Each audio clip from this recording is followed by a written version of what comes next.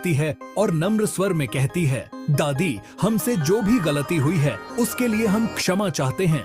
आप जो भी सजा देंगी हमें स्वीकार है। दादी कुछ क्षण रुकती है और फिर कहती हैं, राध्या, इस बार तुम खुद तय करोगी कि तुम्हें कौन सी सजा दी जाए। राध्या अपना सबसे बड़ा निर्णय लेते हुए जवाब देती है, अगर आगे से मुझसे कोई ऐसी गलती हुई जिससे इस घर की इज्जत पर आंच चढ़े तो हम खुद ही यह घर और यह परिवार हमेशा के लिए छोड़कर चले जाएंगे। राध्या की यह बात सुनकर दादी और निहारिका के मन में भीतर से खुशी की लहर दौड़ जाती है। निहारिका समझ जाती है कि अब उसके पास राध्या को घर से बाहर करने का एक और सुनहरा मौका है। निहारिका तुरंत दादी के पास जाती है और कहती है, दादी, इस बार तो राध्या ने खुद ही कह दिया है कि गलती होने पर वह घर छोड़ देगी। हमें बस उससे एक गलती करवानी है। गलती ऐसी हो कि बाकी परिवार को भी लगे कि राध्या ही दोषी है। दादी भी सहमति में सिर हिलाती हैं। निहारिका आत्मविश्वास से कहती है, दादी, यह काम अब मुझ पर छोड़ दीजिए। निहारिका अपनी नई चाल शुरू करती है।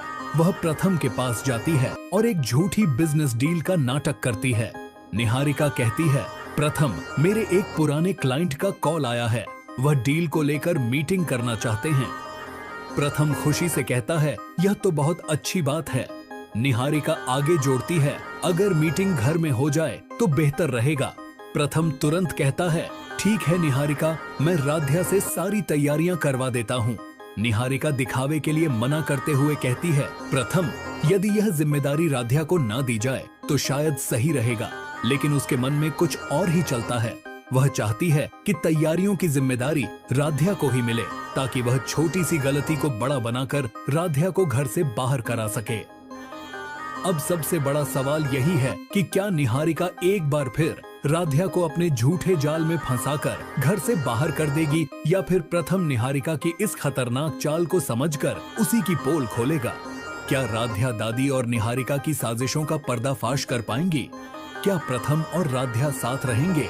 अगली सुबह राध्या ने खुद को संभालते हुए एक बड़ा फैसला लिया। वह दादी के सामने जाकर अपनी गलती स्वीकार करेगी। पूरी रात जो अपराध बोध उसके मन पर भारी था, उसने उसे चैन से बैठने नहीं दिया। धीमे कदमों से वह उस कमरे में पहुंची जहां घर के सभी लोग पहले से बैठे थे। सभी चेहरों पर कल की घटना की थकान और तनाव अभी भी साफ दिखाई दे रहा था। राध्या बिना झिझके दादी के सामने खड़ी हो गई। उसने हाथ जोड़ लिए, नजरें झुका लीं और बहुत धीमी आवाज में बोली, दादी, कल जो भी हुआ उसके लिए मैं दिल से माफी मांगती हूँ। मैंने आप सबको बहुत दुख दिया है। दादी की आंखों में अभी भी गुस्से की आग जल रही थी। उनकी सांस भारी थी और चेहरा निराशा और क्रोध से भरा हुआ। उन्होंने कड़े स्वर में कहा, माफी? सिर्फ तुम्हारी शर्मिंदगी से हमारे घर का तिरस्कार मिट जाएगा। अब मुझे तुम्हारी किसी बात पर भरोसा ही नहीं रहा राध्या। कमरे में सन्नाटा छा गया। दादी ने आगे कहा, अब तुम खुद ही तय करो कि अपनी गलती की क्या सजा चाहती हो, क्योंकि मुझे लगता है कि तुम्हें कोई भी सजा समझ नहीं आती। ये सुनते ही सभी लोग हैरान रह गए। खुद की सजा खुद तय करना, ये बात राध्या के लिए किसी कसौटी पर चढ़ने जैसा था। राध्या ने धीरे धीरे सिर उठाया। उसकी आंखों में शर्म और मजबूती दोनों झलक रही थीं। कुछ पल सोचने के बाद उसने गहरी सांस ली और बोली, दादी, मैंने तय कर लिया है। अगर भविष्य में मुझसे कोई भी ऐसी गलती हो गई जो हमारे परिवार की प्रतिष्ठा पर आंच लाए, तो मैं स्वयं इस घर को हमेशा के लिए छोड़ दूंगी। उसके शब्द कमरे में गूंज गए। सभी सदस्य, चाहे सास ससुर हों या उसका पति, स्तब्ध रह गए।